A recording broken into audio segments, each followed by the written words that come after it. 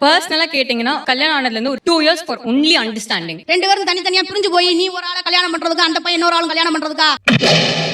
அப்ப என்னுடைய லட்சியத்தை நோக்கி போகணும் அப்படின்னா எத்தனை வயசுல உங்க லட்சியத்தை நீங்க எய்ம் பண்ணுவீங்க? ஒரு 60 வயசுல எய்ம் பண்ணிடுவீங்களா?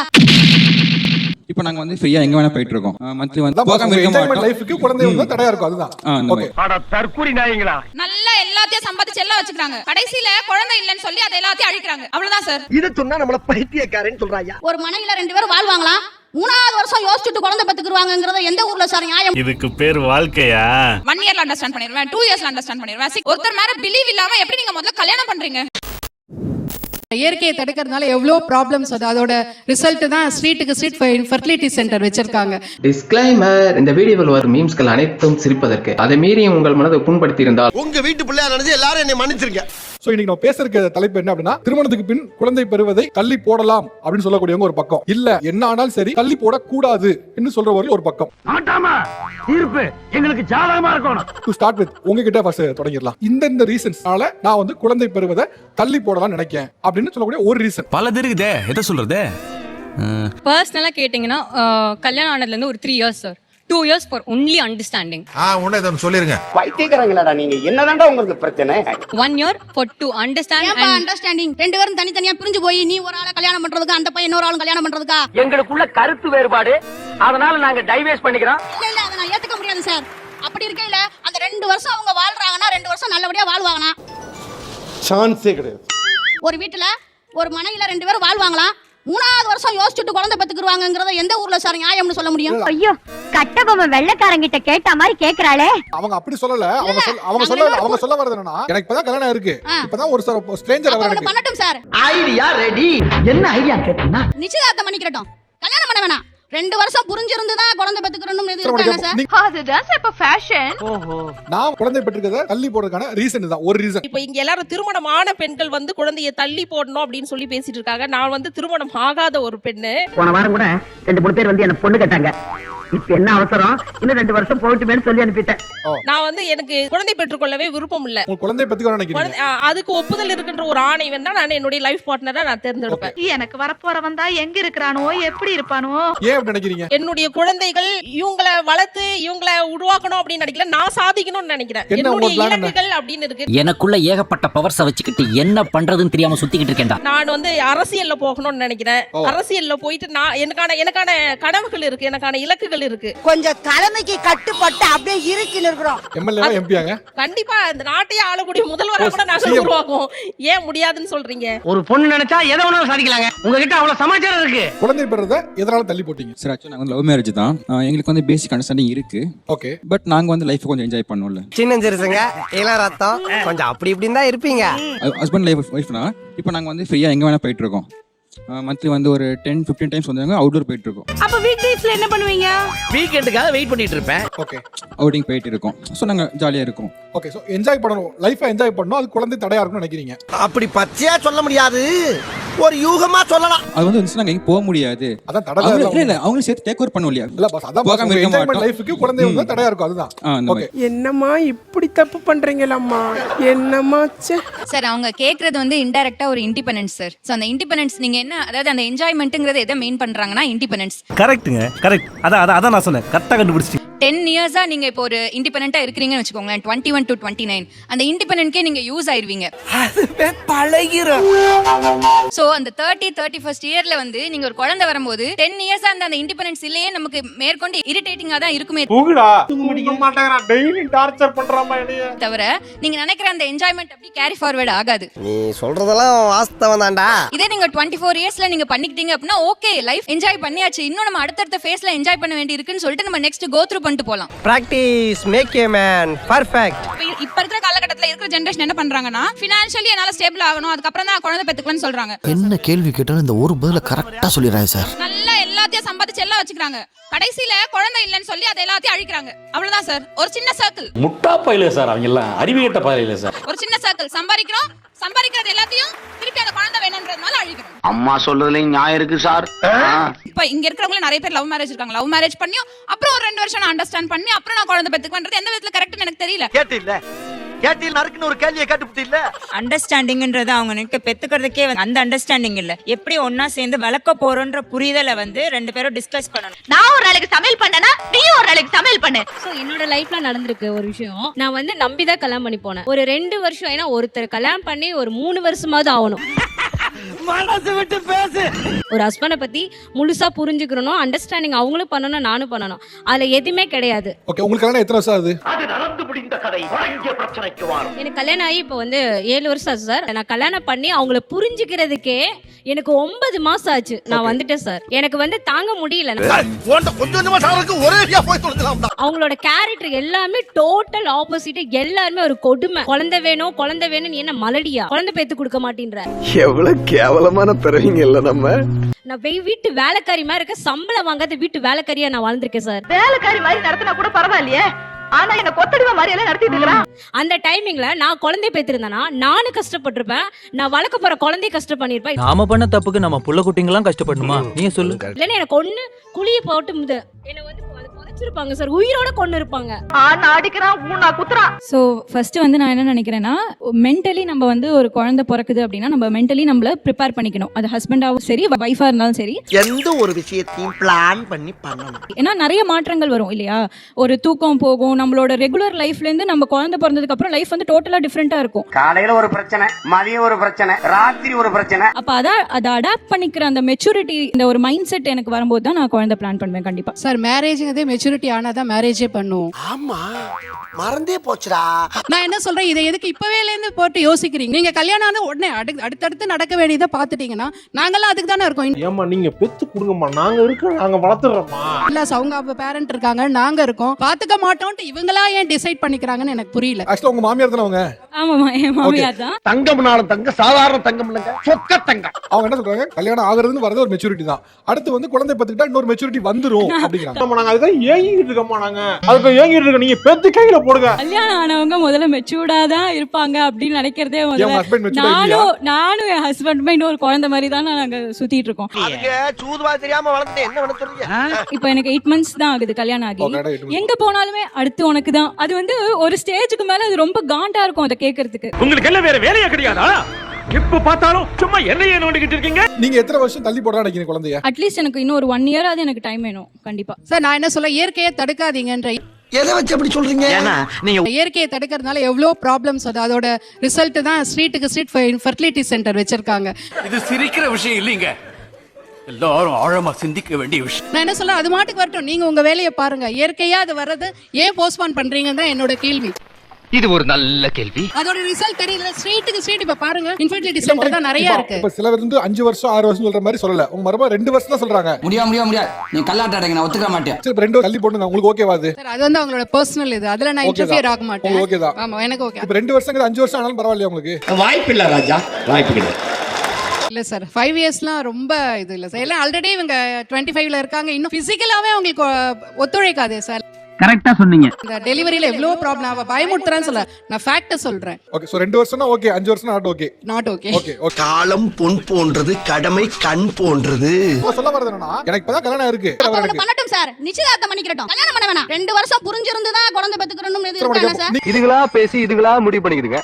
எங்க போய் முடிய போதோ? நீங்க சொல்ற அண்டர்ஸ்டாண்டிங் நான் புரிய மாட்டேங்குது. நீங்க சொல்ற எனக்கு புரியுதுன்னா கல்யாணமே ஆயிருச்சு, இப்போ என்ன உங்களுக்கு அண்டர்ஸ்டாண்டிங் கேக்குறாங்க அவங்க. இதுக்கு வேற வழக்கம் கேக்குறாங்க. எனக்கு நடந்தது அரேஞ்ச் மேரேஜ். நான் பேசின டைம் ஒரு 1 month. அதுவே ரொம்ப ஜாஸ்தி. 1 month பேசணும். நாங்க நேர்ல கூட பாத்துக்கல. he was abroad, நான் இந்தியால இருந்தேன். ஓ பார்டர் விட்டு பார்டர் லவ் பண்றீங்களா? நாங்க 1 month போன்ல பேசி ஓகே சொல்லி என்கேஜ்மெண்ட் ஆச்சு. 3 monthsல கல்யாணம் ஆச்சு. இத வச்சு என்ன சார் பண்ண முடியும்? சரி நான் இன்னொன்னு கேக்குறேன் சார். எவ்வளவு டிவோர்ஸ்ட் பேரண்ட்ஸ் இருக்காங்க சார் இன்னைக்கு? இப்பதான் பிரைட் ஆரம்பிச்சு. எவ்வளவு சிங்கிள் பேரண்ட்ஸ் இருக்காங்க? go to every school. எவ்வளவு ஒரு கிளாஸ்ல 5 பேர் அட்லீஸ்ட் சார் சிங்கிள் பேரண்ட்ஸ் இருக்காங்க. அவ்வளவு நான் ஏன் அவசரப்படணும்? அடேங்கப்பா, ரொம்ப விவரமான பொண்ணா இருக்கு. அந்த குழந்தைக்கு தானே சார் கஷ்டம். நீங்க சொன்னனால கேக்குறேன். இப்போ நீங்க வந்து இவ்வளவு தூரம் லிபரலா பேசுறீங்க. இதை விட நல்லா பேசுவேன், பட் இப்ப எனக்கு டைம் இல்ல. உங்களோட பேரண்டோ இல்ல உங்க பேரண்ட்க்கு இருக்கக்கூடிய சேம் ஜெனரேஷன்ல இருக்கவங்க இன்ஃபேக்ட் உங்களுக்கு நீங்க பேசுறதுக்கான ஸ்பேஸ் அமையுது, அவங்கள பேசுறதுக்கான ஸ்பேஸ் இருக்காது. பார்த்த உடனே கல்யாணம் பண்ண ஓகே இப்படிதான் அமைஞ்சது. அவங்க குழந்தை பெத்துக்கிட்டாங்க, they were happy. இவங்க வைக்கக்கூடிய பாயிண்ட்ஸ் எல்லாமே என்னன்னா உங்க முந்தின ஜெனரேஷன் இந்த மாதிரி தான் பண்ணிக்கிட்டாங்க, அவங்க எனக்கு கல்யாணம் எனக்கு அண்டர்ஸ்டாண்ட் பண்ணணும் அப்படிலாம் கேட்கல. ஓ நீ அப்படி வரியா? அந்த பார்ட்னரோட இணக்கமா இருந்தாங்க, குழந்தை பெத்துக்கிட்டாங்க, பின்னால அண்டர்ஸ்டாண்ட் பண்ணிக்கிட்டாங்க. நீங்களும் அந்த ஸ்பேஸ்க்கு வாங்கல, நீங்க இந்த ஸ்பேஸ்லாம் கேக்குறீங்கன்னு கேக்குறாங்க அவங்க. நீ சொல்றதெல்லாம் வாஸ்தவம் தான்டா. அவங்க ரொம்ப இன்செக்யூர்டா ஃபீல் பண்றாங்க சார். ஆக்சுவலா ரொம்ப கேட்போம், இன்செக்யூர்டா கேட்போம். ஃபீல் பண்றாங்க. உங்களோட அப்பா அம்மா they were happy இல்ல? இல்லையா? சார் ஓப்பனா சொல்றேன் சார், நான் இது வரைக்கும் பார்த்த எல்லா ரிலேஷன்ஷிப்புமே பார்க்கும்போது ஜெனரலா பேசும்போது ஹாப்பியா இருப்பாங்க. யாரோ ஒருத்தவங்க கிட்ட தனியா ஒரு 5 minutes பேசுங்க. கல்யாணம் பண்ணி குழந்தை குட்டியோட உண்மையிலேயே சந்தோஷமா இருக்கிற ஒரு ஆளை எனக்கு காட்டுங்க. அவங்களே எடுத்துக்கோங்களேன், ஒரு 5 minutes அவங்க கிட்ட தனியா பேசுங்க. அவங்க எவ்வளவு கஷ்டத்தை தான் ஃபர்ஸ்ட் சொல்லுவாங்க. நான் இவ்ளோ சந்தோஷமா இருக்கேன், அவ்ளோ சந்தோஷமா இருக்கேன் யாரும் சொல்ல மாட்டாங்க. Lot of problem, daily problem, different problem. என்னோட வீட்ல என்ன தெரியுமா பிரச்சனை? அது எதுக்கு வீட்டுக்கு வீடு வாசப்படிங்க? ஆமா பிரச்சனை சார். இல்ல, வீடு என்ன வீடு சொல்லுங்க. Correct. நான் இல்ல நான் சொல்லல. சொல்லு, நீ தான் தைரியமான ஆளு, சொல்லு. அண்டர்ஸ்டாண்டிங் சொல்றீங்க. 2 இயர்ஸ்ல அண்டர்ஸ்டாண்ட் பண்ணிடுவீங்களா உங்க ஹஸ்பண்ட்? ஆமா ஆமா. 2 இயர்ஸ்ல எல்லாரும் அண்டர்ஸ்டாண்ட் பண்ணிர முடியுங்களா? இது என்ன தலைப்பு செய்தியா? திரும்ப சொல்லிக்கிட்டே இருக்க. லைஃப் லாங் ஒருத்தர் அண்டர்ஸ்டாண்ட் பண்றது வந்து முடியாத விஷயம் தான். கரெக்ட்டுங்களா? எல்லா இடத்துலயுமே வந்து விட்டு கொடுத்து போனாதான் லைஃப். அவ்வளவுதான். விட்டு கொடுக்கறவியா?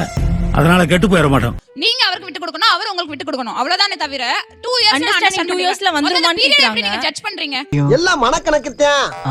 1 இயர்ல அண்டர்ஸ்டாண்ட் பண்ணிடுவேன், 2 இயர்ஸ்ல அண்டர்ஸ்டாண்ட் பண்ணிடுவேன், 6 monthsல அண்டர்ஸ்டாண்ட் பண்ணிடுவேன். எப்படி அந்த பீரியட் ஜட்ஜ் பண்றீங்க? ஒருத்தர் மேல பிலீவ் இல்லாம எப்படி நீங்க முதல்ல கல்யாணம் பண்றீங்க? என்ன டப்பு நடிக்கிறீங்க? எவ்வளவு பேர் கஷ்டப்படுறாங்க குழந்தை இல்லாம. அந்த 6 months பீரியட் ரொம்ப ஹாப்பியா இருக்கும் சார். கல்யாணம் பண்ணி அந்த 6 monthsல அவங்க கிட்ட என்ன குறை இருந்தாலும் அது பெருசாவே தெரியாது. அந்த பீரியட வந்து அவங்க ரொம்ப என்ஜாய் பண்ணி இப்ப கிடைக்கிறது வந்து ரொம்ப சந்தோஷமான ஒரு பீரியட்லயே நமக்கு அந்த குழந்தை நின்னுச்சுன்னு சொன்னா இட்ஸ் gift actually. ரொம்ப ஒரு gift. இது மாதிரி 4 பேர் கேள்வி கேட்டிருந்தாங்கன்னா நாங்க திருந்திருப்போம். இப்ப இவங்க சொல்ற ரீசன்ஸ் போக வேற என்னென்ன ரீசன்ஸ்லாம் சில்லி ரீசன்ஸா சொல்லி பிரெக்னன்சி அவாய்ட் பண்றாங்கன்னு நினைக்கிறீங்க? அத சொல்றதுக்கு தான்டா நான் ஆவலா இருக்கேன். சோ கரியரே வந்து சில்லி ரீசன் கரியர் சொல்ற சில்லி ரீசன் தானா? சரி ஓகே. ஏன்னா நம்ம ஒரு கம்பெனில லோவர் பொசிஷன்ல நம்ம வரோம்னா அங்க வந்து நம்ம டார்கெட் ஃபிக்ஸ் பண்றோம். வேலைக்கு போகணும்னு நினைக்கிறதே தருதரம் முடிச்ச புத்திங்க. ஃபேமிலின்றது ஒரு ஆர்கனைசேஷன் தான் சார். அதுவுமே ஒரு கட்டமைப்பு தான். அதுல நம்ம வந்து மென்டலி ப்ரிப்பேர் ஆகி தான் அந்த கமிட்மெண்ட் குள்ளேயே வரும். காப்பர்ல கனெக்ஷன் கொடுத்தா மின்சாரம், தாலிகர்ல கனெக்ஷன் கொடுத்தா சம்சாரம். ஓகேங்களா? அது நெக்ஸ்ட் ஸ்டேஜ் நகர்த்துறதுக்கே பயப்படுறாங்க. அதை தான் நான் பாக்குறேன், அந்த பயத்தை தான் நான் பாக்குறேன். பயப்படாதா? என்டர்டெயின்மெண்ட் இல்லன்றாங்க. இன்னிய வரைக்கும் நாங்க லவ் டேட் போயிட்டு இருக்கோம். என்னோட பொண்ணுக்கு 11 வயசு ஆகுது. மந்த்லி ஒன்ஸ் நாங்க தனியா வெளில போயிட்டு தான் இருக்கோம். ஆமா, எல்லாம் நான் நடந்துக்கிற முறையை பொறுத்து தான். So it is up to you to plan how you want to raise the kids. ஓகேங்களா? நீங்க அதுக்கு பிளான் பண்ணலாம். இப்படி ஃபியூச்சரை நினைச்சு பயந்துனே இருந்தா இன்னைக்கு அப்புறம் நிம்மதியா இருக்க முடியும்? நீங்க 2 வருஷம் நாங்க மென்டலி ப்ரிப்பேர் ஆகி கப்பலா பிளான் பண்ண போறோம்னு சொல்றத நேச்சுரலா வந்து அக்செப்ட் பண்ணிப்பேன்னு சொல்றவங்க நீங்க ஏன் வாண்டடா தள்ளி போடுறீங்க? எனக்கு 1000 மரத்துல இருக்கும்டா. அதல அவட சொல்லிட்டு இருக்க முடியுமா? அந்த வாண்டடா தள்ளி போறதுக்கு நீங்க எடுக்கிற மெத்தட்ஸ் தான் நாங்க தப்புன்னு சொல்றோம். உங்க எண்ணம் ராங், உங்க திட்டம் ராங். அதோட சைடு எஃபெக்ட்ஸ் நீங்க புரிஞ்சுக்க மாட்டேங்கிறீங்க. நேச்சுரலா வரத அக்செப்ட் பண்றவங்க நீங்க ஏன் கோ வித் தி ஃப்ளோல ரெடியா இல்லன்னு நாங்க கேக்குறோம். நீங்க கேட்ட கேள்வி கரெக்டான கேள்வி. நீங்க மாட்டிக்கிட்டீங்க. குழந்தை பெத்துக்கிறதே வந்து ஆணாதிக்கத்தையும் ஜாதியத்தையும் கூட்டு குடும்ப முறையை வலுப்படுத்துறது, அதை வளர்க்கறதுக்காக தான் குழந்தை பெத்துக்கணும் அப்படின்னு நினைக்க வந்து சமூகத்துல வந்து சொல்லப்படுது. அதுதான் தமிழ் பண்பாடு, கலாச்சாரம். இப்ப நீங்க குழந்தை தள்ளி போடுறதுக்கு ஒரு ரீசன் சொல்ல என்ன சொல்லுவீங்க? இது என் உடல், என் உரிமை, நான் தான் முடிவு பண்ணணும். அப்படி முடிவு பண்ணதுக்கான காரணம் என்ன? குழந்தை வேணாம் நினைச்சதுக்கான காரணம் என்ன? வாங்க, உங்க மனசுல இருக்கிறதெல்லாம் வந்து கொட்டுங்க. Come out. எல்லா உயிரினங்களும் வந்து இங்க பிரசவம் பார்க்கப்படுது, உயிர்கள் ஜரணிக்குது. ஆனா மனிதனாகிய நம்ம தான் வந்து ஒரு இலக்கை நோக்கி நகரக்கூடிய இடத்துல இருக்கிறோம். அடுத்த பிறவின்னு இருந்தா இந்த மனுஷனை மட்டும் பிறக்கவே கூடாது. அப்ப என்னுடைய லட்சியத்தை நோக்கி போகணும் அப்படின்னா அதுக்கான ஒரு கால அளவு வேணும். சார் என்ன சார் அவங்க லட்சியம்? என்ன லட்சியம்? எத்தனை வயசுல உங்க லட்சியத்தை நீங்க எய்ம் பண்ணுவீங்க? ஒரு 60 வயசுல எய்ம் பண்ணிடுவீங்களா? இவ பொம்பளை ரவடியாச்சே. லா பாயிண்ட்ஸ் எல்லாம் நிறைய பேசுவாங்க சகல. சொல்லுங்க, ஒரு 40 வயசுல எய்ம் பண்ணிடுவீங்களா? 3 வருஷம் கழிச்சு குழந்தைய தள்ளி போடுறோம், 2 வருஷம் கழிச்சு தள்ளி போடுறோம் அப்படின்னு நீங்க சாதாரணமா சொல்றீங்க. அட தற்குறி நாயங்களா, ஏன்டா இந்த மாதிரி அநியாயம் பண்றீங்க? ஒரு குழந்தை பெத்துக்கிறது எவ்வளவு பெரிய விஷயம் தெரியுமா? உங்க லட்சியத்தை நீங்க பாக்குறீங்க. லட்சியத்தை நம்ம ஒவ்வொரு நாளும் கூட அடையலாம் சார். அது ஒரு பெரிய விஷயமே இல்ல. மணி கம் டுடே கோட் டுமாரோயா. ஒரு கட்டத்துல உங்க லட்சியம் உங்க முன்னாடி வந்து நிக்காது சார். குழந்தை தான் நிக்கும். நம்ம தாய்மை அடையலங்கிறதா நிக்கும். உங்களுடைய அழகு உங்க குழந்தையில தான் தெரியும். சரி, இப்ப சொன்னியே இது கரெக்ட். எனக்கு 19 வயசுல கல்யாணம் ஆச்சு சார். BA, MA, MPhil எல்லாம் படிச்சு இப்ப நான் கல்லூரியில தமிழ் பேராசிரியரா நான் வேலை பார்த்துக்கிட்டு இருக்கேன். வெரி வேணும்டா. வெரி இருந்தா தான் ஜெயிக்க முடியும். இது எல்லாமே திருமணத்துக்கு பின்னால தானா? கல்யாணம் பண்ணதுக்கு அப்புறம் தான். குழந்தை நின்று ஒரு 40 நாள் நின்று அபாசன் ஆயிடுச்சு. ஆனா இவங்க தள்ளி போடுறத நினைச்சு நான் வேதனைப்படுறேன். என் மேல உனக்கு இவ்வளவு பாசமாடா? ஆமா மாஸ்டர். அவங்களுக்கு கிடைக்குது, அவங்க பயன்படுத்தல பாருங்க. நான் வேணும்னு நினைக்கிறேன், இறைவன் எனக்கு தரல. போகாத இடம் இல்ல, போகாத தெய்வங்கள் வாசல் இல்ல. கரம்பேத்து மாரியம்மாவோட கண்ணிலே அடி. திருமணமாயி அபார்ஷன் ஆகி எத்தனை மாசம் கழிச்சு அப்புறம் குழந்தை பிறந்துச்சு? 9 வருடங்கள் கழித்து இந்த குழந்தை பிறந்திருக்கு. 9 வருஷம் கழிச்சு. அப்ப நான் பட்ட வேதனை இருக்கே, அந்த வேதனை. அந்த 9 வருஷம் நீங்க என்னெல்லாம் ஃபேஸ் பண்ண வேண்டியிருந்துச்சு முதல்ல அந்த 9 வருஷம்? எல்லா கஷ்டமும் ஃபேஸ் பண்ணேன் சார். தாங்க மாட்டீங்கடா, இது என்னன்னு தெரியும், தாங்க மாட்டீங்க. ஒரு மெடிக்கல்ல ஒரு குழந்தைக்கு ஒரு அம்மா மாத்திரை வாங்கிட்டு இருந்தாங்க. அப்ப நான் போய் என்ன பண்ணேன், சின்ன குழந்தைக்கு மாத்திரை வாங்கல, சின்ன குழந்தைக்கு மாத்திரை கொடுக்காதீங்க. அதான் பிரச்சனையே. விக்ஸ் தைலத்தை மிளகு வறுத்துல சூடு காமிச்சு நெஞ்சில தடை விடுங்க, சளி இறங்கிரும் ஒரு சின்ன டிப்ஸ் தான் கொடுத்தேன். இது நல்ல விஷயம் தானே? அதுக்கு அந்த கடைக்காரர் சொல்றாரு, நீ குழந்தையே பெத்துக்கல, உனக்கு இத பத்தில என்ன தெரியும் கேட்டாரு. அந்த அம்மா முன்னாடி சொல்லிட்டாங்க. அந்த அம்மா முன்னாடியே சொல்லிட்டாரு. நான் ஒண்ணுமே பேசல, அழுதுட்டே வந்துட்டேன். பாவம், யாருக்குமே இந்த நிலைமை வரக்கூடாது. குழந்தை பெத்துக்கிறது என் உரிமை. ஆண்களுக்கு நீங்க அடிமையாகிறதுக்கு இல்ல, உங்களுடைய அடையாளத்துக்கு. நம்ம எத்தனை விருதுகள் வாங்கினாலும் நம்ம தாய்மைங்கிற ஒரு விருதும் போல வராது சார்.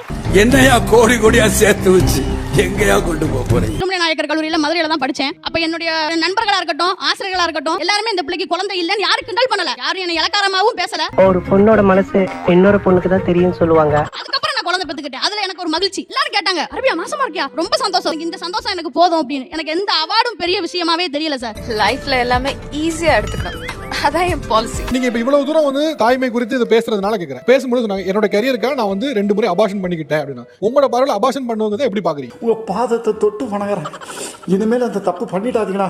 தவறு சார், அபார்ஷன் பண்ணவே கூடாது.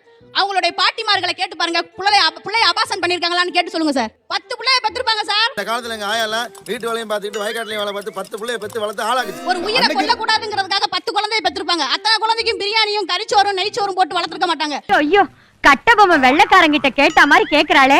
என்னவோ நம்ம வீட்ல இருக்கிறத கொடுத்து அந்த குழந்தைய அன்னைக்கு இருந்த சூழல் வேற, நம்ம 10 குழந்தை பெத்துக்க முடியும். அப்படி கிடையாது. தெரிஞ்சுதான் நம்ம வந்து ஒரு இல்லற வாழ்வுல இருக்கிறோம். கல்யாணம் பண்றதுக்கு முன்னால நான் இருந்த சுதந்திரம் என்ன, இப்ப பண்ற கஷ்டம் என்ன? ஒரு எறும்ப கூட நசுக்க மாட்டேன் அப்படின்னு சொல்ற ஒரு பெண்ணு ஒரு குழந்தைய கை தனியா, கால் தனியா, கண்ணு தனியா, வயிறு தனியா. இது ரொம்ப கொடுமை, கொடுமையோ கொடுமைப்பா, கொடுமை. ஒரு குழந்தைய அபார்ட் பண்ணுவது மிகப்பெரிய உயிர் கொலை. என்னை கேட்டா நான் அப்படிதான் சார் சொல்லுவேன். அது செய்யக்கூடாது. Very wrong bro, very wrong. தாய்க்கு உடல்நிலை சரியில்லை, உயிருக்கு ஆபத்து அப்படின்னா செய்யலாம், வேற வழி இல்லைன்னு. இதுவே என் கட்டளை, என் கட்டளையே சாசனம். நான் ஆஃப்டர் மேரேஜ் தான் எல்லாமே சாதிச்சேன். நான் வந்து MBBS முடிச்சேன், டாக்டர் MD பெத்தாலஜிஸ்ட். MBBS முடிச்சோடனே எனக்கு கல்யாணம் பண்ணிட்டாங்க. அப்ப என்னமோ முக்கியமான விஷயம் சொல்ல போறீங்க, அது என்ன? கல்யாணம் பண்ணிட்டு நான் 1 இயர் பேபி இல்லாம இருந்தேன். அந்த 1 இயர் எனக்கு நிறைய சொசைட்டல் ப்ரெஷர் இருந்துச்சு. பட் நான் சொசைட்டிக்காக நான் பெத்துக்கணும்னு நினைக்கல. Very good, brilliant. நான் வந்து இப்போ கார்பரேஷனில் நான் ஒர்க் பண்ணிட்டு இருந்தேன். நிறைய பேர் இன்ஃபர்டிலிட்டிக்குன்னு வருவாங்க. அப்போ 10 இயர்ஸ் 15 இயர்ஸ் குழந்தை இல்லைன்னு 10 lakhs செலவு பண்ணுவோம். IVF பண்ணோம், ஃபெயிலியர் ஆயிடுச்சுன்னு. ஸோ நம்ம வந்து இந்த டைம் பர்டிகுலர் டைமை நம்ம மிஸ் பண்ணோம் அப்படின்னா அப்புறம் நம்ம நினைக்கும் போது நமக்கு ஒவேரியன் ரிசர்வ் கம்மியாயிடும். என்னதான் மெடிக்கல் டெக்னாலஜிஸ் வளர்ந்து நீங்க ஸ்பெர்ம் எல்லாத்தையும் சேவ் பண்ணி அவங்க ஃபர்டிலைஸ் பண்ணி பண்ணாலும், மணி இருந்துச்சுன்னா பண்ணாலும் எந்த பயனும் இல்ல. நம்ம நார்மல் பீப்புள் தான் எல்லாருமே. ஸோ இப்போ வந்து அந்த ஒவேரியன் ரிசர்வ் கம்மியாக நமக்கு அந்த ஏஜ் ஆக போயிட்டே இருக்கும். ஸோ ஏஜ் ஃபேக்டர் ஒன்று தெரிஞ்சுக்கிட்டியா? நீங்க மேல சொல்லுங்க. எல்லாரும் சொல்றாங்க ஃபன் இல்ல, அது இல்ல, இது இல்லன்னு. எனக்கு ஆனா குழந்தை பிறந்ததுக்கு அப்புறம் தான் நான் கெரியர்லயும் சாதிச்சேன். நான் வந்து ஃபன் ஃபேக்டரும் நான் என்ஜாய் பண்ணேன். உனக்கு அமையுது, எனக்கு அமையல. ஆஃப்டர் மேரேஜ் எனக்கு நல்ல ஃப்ரீடம் கிடைச்சது, எனக்கு நல்ல ஹஸ்பண்ட் கிடைச்சாங்க. ஸோ இப்பயும் நான் என் ஃப்ரெண்ட்ஸ் கூட இன்னைக்கும் நான் போயிட்டு இருக்கேன். வீக்லி அவுட்டிங் போகிறேன். அந்த 2 நாளா கையிலேயே பிடிக்க முடியாது. சிறகாடி போனாங்க. இப்போ நான் வந்து ஸ்பெஷாலிட்டி முடிச்சுட்டு MD என் குழந்தைய வச்சுட்டே தான் பண்ணேன். நான் ஃபர்ஸ்ட் இயர் ஜாயின் பண்ணி 3 monthsலயே நான் பிரெக்னென்ட் ஆனா நான் போஸ்ட்போன் பண்ணவே இல்லை. சூப்பர். நான் குழந்தை பெற்றுக்கிட்டேன். நான் பெற்றுட்டு என் குழந்தையோடவே தான் நான் board exam MD board exam கொடுத்தேன். அதுவும் என் குழந்தையினால தான். அவன் வந்து தான் எனக்கு எல்லாமே லக்கா அமைஞ்சது. அப்படிங்களா? ரொம்ப ரொம்ப சந்தோஷம். ஆனால் ஃபினான்ஷியலாக ஸ்டெபிலிட்டி எப்படி கிடைச்சதுன்னா, என் குழந்தை வரதுக்கு முன்னாடி எங்களுக்கு காசே கையில் தங்காது. அவன் வந்ததுக்கு அப்புறம் மணின்னு எங்கள் கையில் நிற்க ஆரம்பிச்சது. ஏஜ் ஃபேக்டர் இருக்கு, எல்லாமே இருக்கு, லக் ஃபேக்டர் இருக்கு. குழந்தை வரும்போது நமக்கு லக் வரும், ஃபினான்ஷியல் ஸ்டேட்டஸ் வரும். என்ன 60வது நாள்ல நீங்க ஆடிக்காரங்க போவீங்க. அதான் என்ன பிரச்சனைனா, நீங்க எதெல்லாம் பிளஸ் நினைக்கிறீங்களோ அதெல்லாம் உங்களுக்கு மைனஸா இருக்கு. ஆமா, அவங்க அதை மைனஸா நினைக்கிறாங்க, நான் இது பாசிட்டிவா நினைக்கிறேன். இந்த தெளிவு உங்களை எங்கேயோ கொண்டு போகுது. இந்த மாதிரியான ரொம்ப சென்சிட்டிவான டாபிக்லயும் வந்து அழகா 2 பேருமே கருத்துல பகிர்ந்துக்கிட்டீங்க. உங்களோட வருகை இருக்கு என்னுடைய மனமார்ந்த நன்றி. Thank you so much. 2 தரப்பினருக்கும் என்னுடைய மனமார்ந்த நன்றி. நன்றி, வணக்கம்.